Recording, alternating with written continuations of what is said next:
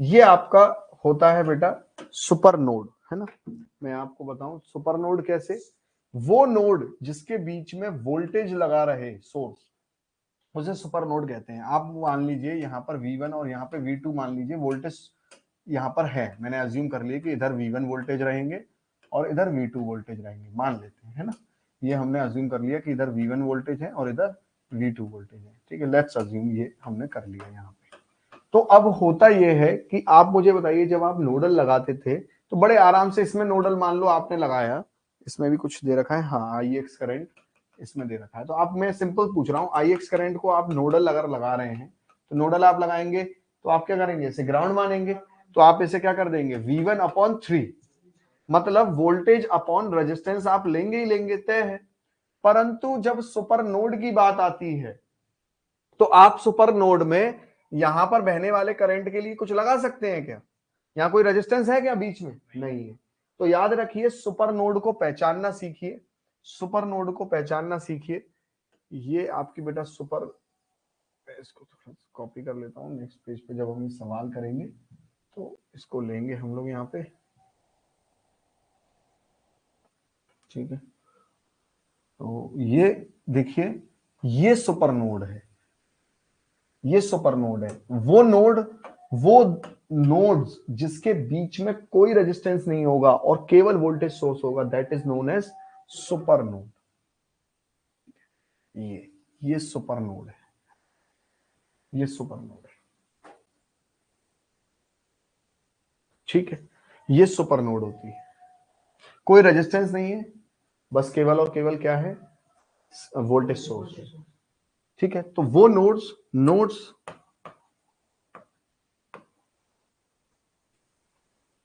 between which there is only voltage source is present,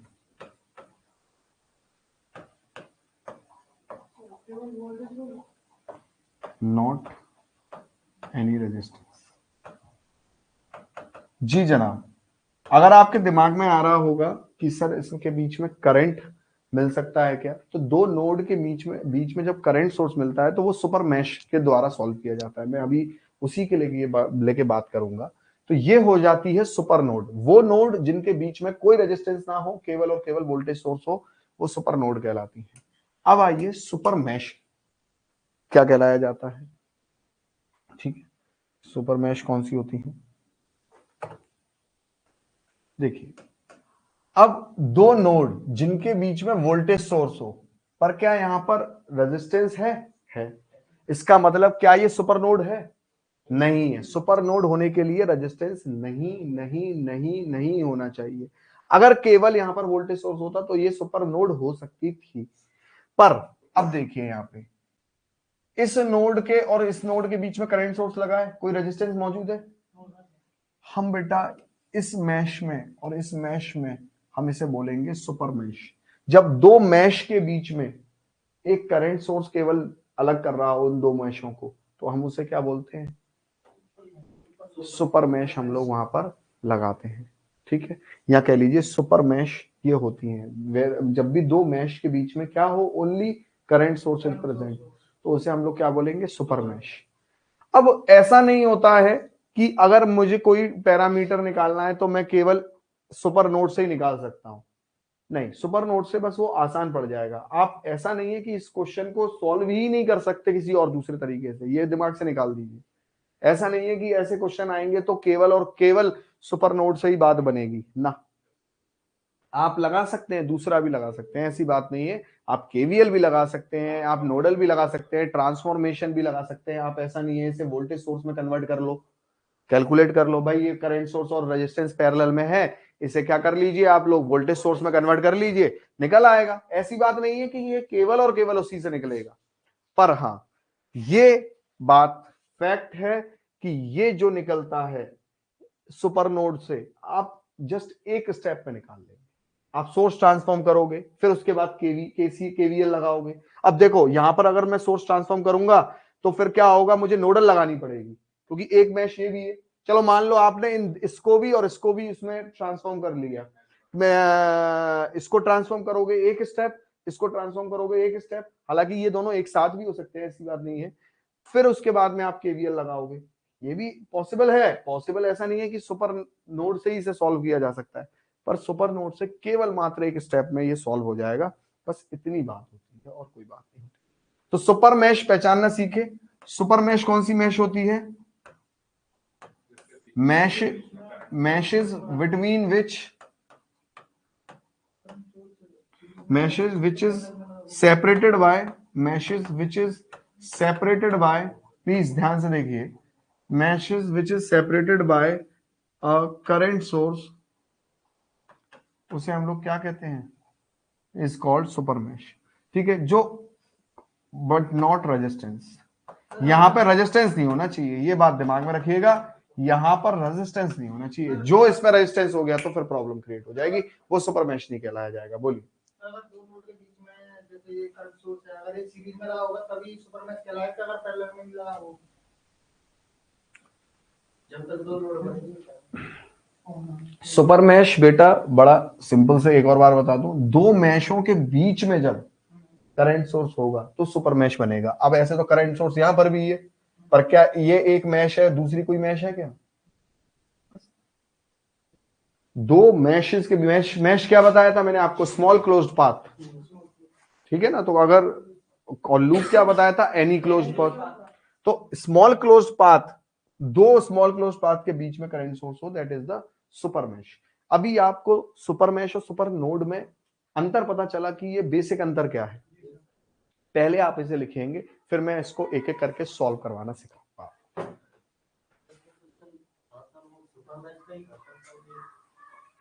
अब सुनिएगा ध्यान से, super node,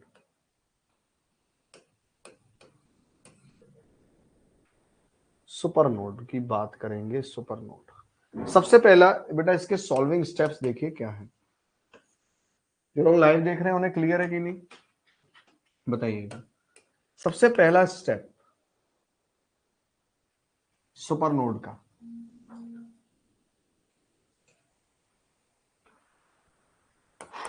identify super node and write KVL equation, write KVL equation of it। सबसे पहले तो बेटा सुपर नोड आइडेंटिफाई करो। ये हमारी सुपर नोड यहां पे बन रही है, किसी को इस बात पे शक है क्या? यहां अगर मैं देखूं तो सुपर नोड ये रही, यही है, ये V2 हो गया, ये V1 हो गया और ये 2 वोल्ट हो गया।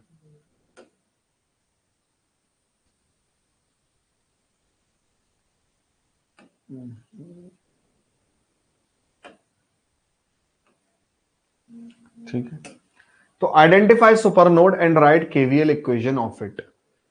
तो चलो लिख लेते हैं फिर केवीएल इक्वेशन। तो बच्चे इसकी केवीएल इक्वेशन क्या होगी स्टेप 1 के अकॉर्डिंग? इसकी होगी V1 -2 -V2 = 0। मैंने ऐसे सवाल बहुत कराए हैं हम लोगों को। अगर मान के चल रहे हैं बेटा हम यहां से कराने जा रहे हैं तो V1 हाईएस्ट पोटेंशियल मानेंगे, V1 माइनस निकलता हुआ साइन ले रहा हूं, V1 -2 -V2 = 0। ये मेरी पहली इक्वेशन हो गई जो कि सुपर नोड की इक्वेशन है। हम लोगों ने कहा कि सुपर नोड आइडेंटिफाई करिए और क्या लिखिए उसका, है ना, उसका केवीएल लिखिए। दूसरा point, consider super node as a single node. Super node को आप बेटा एक सिंगल नोड कंसिडर करिए। ये मान लीजिए ये है ही नहीं, इसे एक ही नोड बना लीजिए and apply nodal analysis, and apply nodal analysis. मैं ये क्या बात कह रहा हूं ध्यान से सुनिए इसको। देखिए इससे जब आप एक नोड मान लेंगे, ये मान लो कि एक मुट्ठी ऐसे करके ये यहां से पकड़ी, यहां से पकड़ी, इसे एक मुट्ठी में बांध दी, तो देखो 3 एम्पियर आती हुई है, ये बेटा IX करंट था, 3 एम्पियर आ रही है, ठीक है, और कौन सी जा रही है बेटा, ये देखो, ये तो एक नोड मान ली, तो ये तो आप देखेंगे नहीं, ये तो आप देखेंगे नहीं, एक नोड मान ली तो, और यहां पे मैं मान लेता हूं कि जाती हुई करंट है, ठीक है, अरे हाँ या ना। तो देखिए मैंने यहां से आ रही है, यहां पर कौन कौन सी करंट आ रही है, 3 आ रही है, और IX/3 आ रही है, और IX/2 आ रही है, और यहां से बेटा कौन सी जा रही है, यहां जा रही है आपका बेटा IX जा रही है, और बेटा आपकी I जा रही है, इसको तो एक बना लेना है ना, इसको तो एक बना लेना, I जा रही है, ठीक है। तो अब देखिए I प्लस IX/2, बेटा पहले IX कितनी करंट की वैल्यू है, अगर हम देखें तो V1/3, किसी को कोई दिक्कत, V1/3 हमारी क्या है, IX है, तो ये V1/3 अगर मैं करूंगा तो बेटा ये 6 हो जाएगा, बेटा 6 हो जाएगा ना, ये 2 पहले से था, IX क्या है, V1/3 प्लस I कितना होगा, V2/2, ठीक है। तो यहां से कुछ मेरी इक्वेशन आ जाएगी, 6 ये रहा, ठीक है, 6 प्लस 18 प्लस आपका V1 इजिकल्स टू, ठीक है, आपका हो गया बेटा 2V1 प्लस 3V2, ठीक है, आपका बेटा ये हो गया V1 plus 3V2 equals to 18, दो इक्वेशन आ गई। अब इन दो इक्वेशन को सॉल्व करेंगे आप तो V1 V2 की वैल्यू आ जाएगी, कैलकुलेट करके बताइए कितनी आएगी, और फिर हम लोग IX की भी इस तरीके से वैल्यू निकाल लेंगे। आपके जो पेपर में पूछा था वो IX पूछा था। सर यूपीपीसीएल के प्रीवियस ईयर क्वेश्चन आज से स्टार्ट होंगे, नहीं आज से नहीं स्टार्ट होंगे, हम लोग लगभग ये सारी चीजें जो स्टार्ट करेंगे 29-28 के बाद ही करेंगे, मतलब 1 फरवरी से आप मान लीजिए कि आपका शेड्यूल टाइट हो रहा है।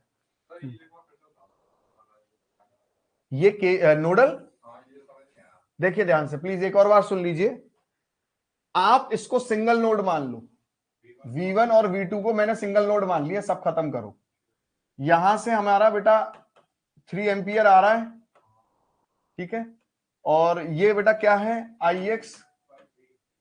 IX यहां से जा रहा है, सिंगल नोड माननी है ना बेटा इसे, यहां से 2 एम्पियर है, इसमें I निकल रहा है, और यहां पे घुस रहा है हमारा IX/2, हमने ऐसे समझ लो इसे बंद मुट्ठी में बांध दिया हमने इसे, ठीक है।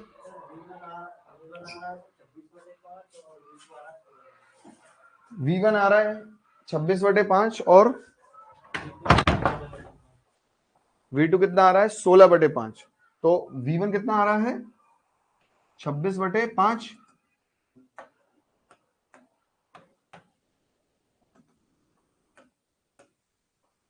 26/5 कितने होते हैं, ये बैठेंगे लगभग 5 पॉइंट समथिंग 5.2, और V2 कितना आ रहा है 16/5 मतलब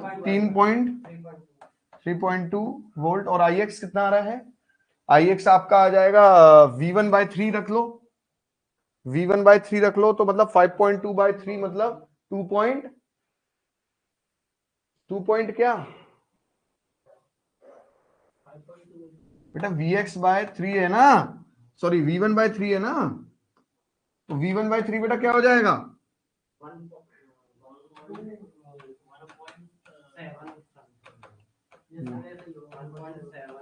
1.7 एम्पियर लगभग, ठीक है। गलत आया है आंसर आपका, गलत आया है आपका आंसर, क्वेश्चन नंबर नहीं है, ये आपके पेपर से निकाल के लेके आया हूँ, ये आपके यूपीपीसीएल AE का पेपर का क्वेश्चन है, ये मैं लेके आया हूँ बेटा। आंसर 6 वोल्ट और 4 वोल्ट आना चाहिए, आप क्या गलती कर रहे हैं, देखिए ध्यान से,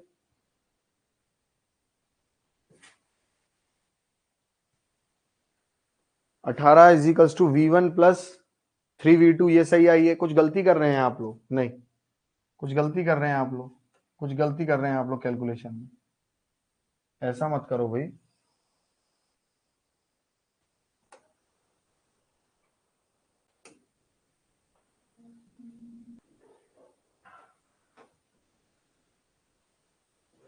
प्लीज ऐसा मत करिए, ये तो बहुत ज्यादा दिक्कत हो जाएगी, ऐसा मत करिए प्लीज।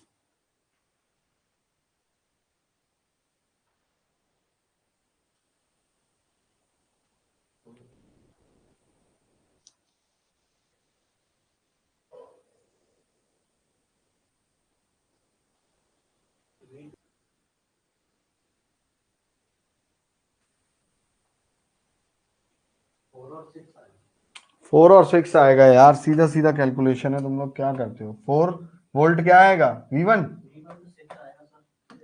6 वोल्ट आएगा, और V2 4 वोल्ट आएगा, और Ix आ गया बेटा आपका V1/3, और V1/3 मतलब कि आपका 6 वोल्ट/3 मतलब 2 ampere. This is the right answer. ये आपके बेटा यूपीपीसीएल में आया हुआ क्वेश्चन है। क्लियर है डाउट? चलिए यूपी आरवीएनएल जेई का एक क्वेश्चन देखिए।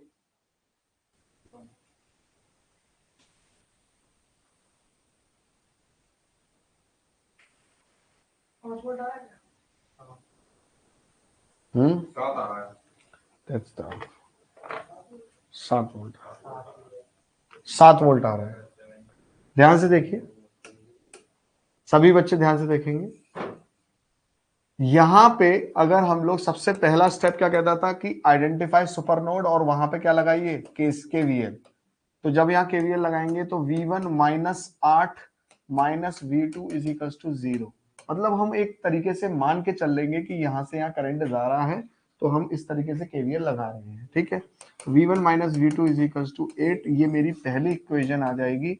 और अगर मैं दूसरे स्टेप की बात करूंगा तो consider it as a single node, इसको एक नोड मान के चल लो। तो मान लेता हूं मैं यहाँ पर I1 करंट आ रहा है, यहाँ पर I2 करंट जा रहा है, यहाँ पे I3 करंट जा रहा है, और ये आ रहा है। तो देखिए इसको जब मैं एक नोड मानूंगा तो ये दोनों करंट आती हुई है, I1 प्लस 30 मिली एम्पियर आती हुई है, और ये दोनों करंट क्या है बेटा, जाती हुई है। I2 प्लस I3 क्या है, जाती हुई है। मैं फिर से बोल रहा हूं, इसको मैं एक नोड मान रहा हूं, ठीक है। तो यहां इसको जब मैं दोनों को एक नोड मारूंगा तो ये जाती हुई है, ये जाती हुई है, हाँ या ना, ठीक है। तो ये I1 हमारा कितना हो गया, I1 हो गया बेटा हमारा 10 minus V1 upon 100 plus 30 milliampere. थोड़ा सा ये गेम बजाएगा बेटा आपके क्वेश्चन के आंसर को, ठीक है, खराब करेगा, मिली में है तो इसे जरा ओपन करके ही चलिए साथ के साथ। I2 कितना हो गया, V1/100 प्लस I3 कितना हो गया, V2/100। किसी को कोई आपत्ति, तकलीफ, दर्द, समस्या, ठीक है। ये अब आपने बेटा क्या करना है, दो इक्वेशन आपके सामने यहाँ पर बन रही हैं, अब इसे सॉल्व करना है। पहले तो मैं इसी को थोड़ा सा और सॉल्व कर लेता हूं। अगर मैं इसका 100 एलसीएम ले लूं तो बेटा ये क्या हो जाएगा, ये हो जाएगी आपकी 3, ठीक है ना। 10 minus V1 plus 3, V1 plus V2 upon 100, 100 से 100 कैंसिल, यहां पर हो गया 13 equals to 2V1 plus V2।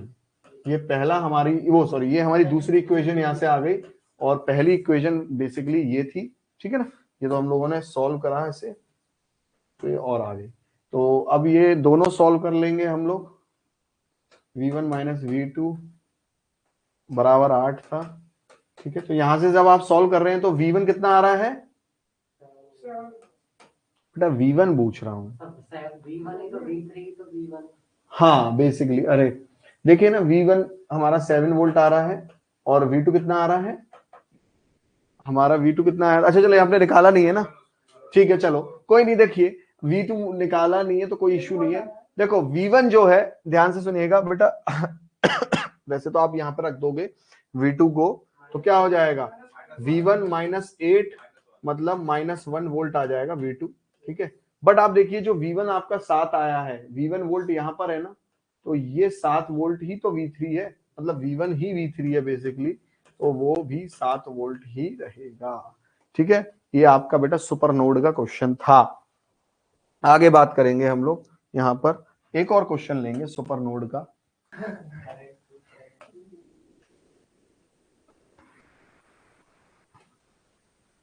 इसीलिए गलत हो गया था क्या, अरे यार, तो फिर तो आई हाल ही 4 एम्पियर आ जाएगा, फिर तो सॉल्व करने की जरूरत।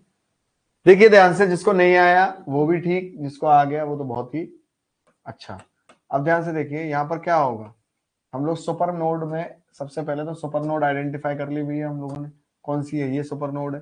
तो इसमें हम लोग क्या करने वाले हैं, केवीएल लगाने वाले हैं। -6 minus V2 is equals to 0, तो V1 minus V2 is equals to 6। ये हमारी बेटा क्या हो गई, चलो पहली इक्वेशन हो गई। ठीक है, दूसरा चीज बेटा हम लोग क्या करने वाले हैं, यहाँ पे ध्यान से देखिए। दूसरा पॉइंट हम लोग करने वाले हैं, वो क्या, वो करने वाले हैं डियर, हम लोग यहाँ पे 5 एम्पियर है। ठीक है, इन सबको हम एक नोड बना लें। ठीक है, एक नोड बना लें, कंसिडर इट एक नोड, और नोडल लगाएं। नोडल लगाने के लिए वही हम लोग ग्राउंड मानेंगे। ये देखिए, इसमें मैं करंट को निकलता हुआ मान लेता हूं। ठीक है, अच्छा ये तो पहले से ही निकल रहा है। तो देखो, ये और ये आ रही है करंट, 5 और 2 आ रही है तो 7 हो गई, और ये दोनों जा रही है, मतलब कि I1 प्लस आई जा रही है। I1 बेटा कितनी होगी, V1 माइनस 0/2।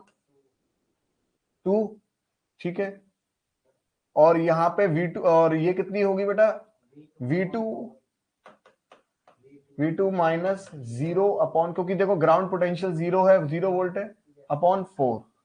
तो ये कितना आया यहाँ पर आपका बेटा, 8 आ गया यहाँ पे एलसीएम, और ये हो गया 4V1, तो 4 ही ले लो। ठीक है, आपका 2V1 प्लस V2, ये 7 है, तो आपका कितना आ गया, 28 equals to 2V1 plus V2। अब ये आपकी दूसरी इक्वेशन आ गई। पहली इक्वेशन ये रही, दूसरी इक्वेशन ये रही। ठीक है, इन दोनों इक्वेशन को जब आप सॉल्व करेंगे तो आपका V1 कितना आ रहा है, V2 कितना आ रहा है, V1 और V2 कितना आ रहा है जब दोनों इक्वेशन को सॉल्व कर रहे हैं, तो V1 68। V1 की वैल्यू निकालो ना, 6 प्लस V2 हो जाएगी, तो वहां पे 6 प्लस V2 रख दो, V1 की जगह। अरे वो तो रख ही देंगे, मैं तो तुमसे पूछ रहा हूँ, आप लोग भी तो निकाले होगे, वो तो फिर निकाल ही लेंगे, वो तो ऐसे निकाल ही लेंगे। वो बात तो कितनी आई वैल्यू, V1 आ रही है 34/3। 34/3, और बेटा ये कितनी आ रही है V2, 60/3।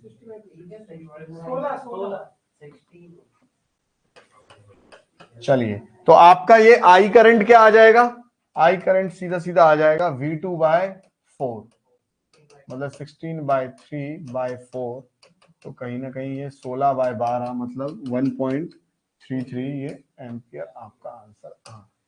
ठीक है ना, क्लियर है इतना पॉइंट। चलिए, तो ये हमारा क्या रहा, सुपर नोड। इतना टाइम लगा रहे हो आप लोग इसे सॉल्व करने में। देखिए छोड़िए, इतना तो, इतना अभी ऊपर लेवल का क्वेश्चन नहीं था यार, जितना आप लोगों ने बना दिया इसे को। इतना भी ऊपर लेवल का क्वेश्चन नहीं है जितना आप लोग बना दिए इसे। चलिए, माना एई पेपर का क्वेश्चन है, ये बताइए, यहां पर केवीएल लगाइए, V1 plus 2 minus V2 is equals to 0, तो V1 minus V2 is equals to -2। ये पहली इक्वेशन बन गई। फिर consider it as a same node, अगर आप इसे सेम नोड कंसिडर करेंगे, मान लो यहां पर करंट, मान लो यहां करंट आ रहा है, अरे हाँ या ना, ठीक है, यहां पर सॉरी जा रहा है, मतलब आ नहीं रहा है करंट, आप यहां पर क्या मान के चलिए, जा रहा है करंट। ठीक है, चलिए, तो कंसिडर आप इसे एक नोड मान के चलेंगे।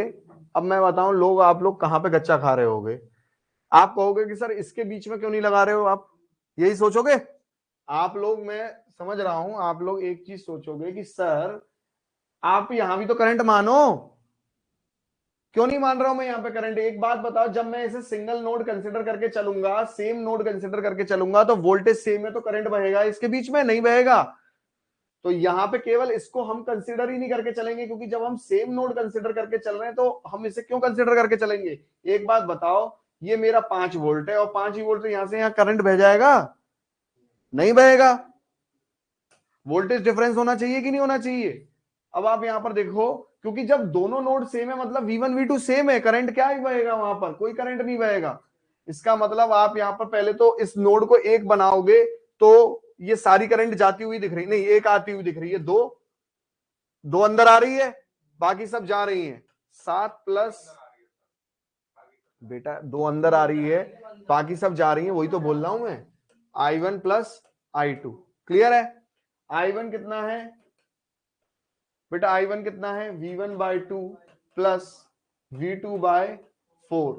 यहां पर हमारा ये I1 है, ये 2 है। अब V1 बाय देखो इसे एलसीएम लोगे तो कितना आ जाएगा बेटा, ठीक है, 14 प्लस 2V1 प्लस, अरे इधर देख लो प्लीज, V2, तो ये कितना हो गया 8 इजिकल्स टू, अब ये अगर हम पूरा कैलकुलेट करें तो कितना बैठ गया 8 और इधर जाएगा 14, तो 6 माइनस का 6 ना, माइनस का 6 2V1 plus V2 equals to, ये हमारी दूसरी इक्वेशन आ गई।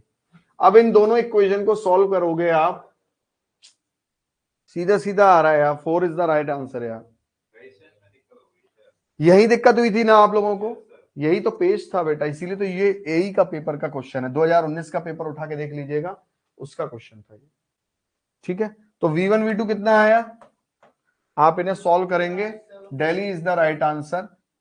ये V1 आएगा, ये V2 आएगा।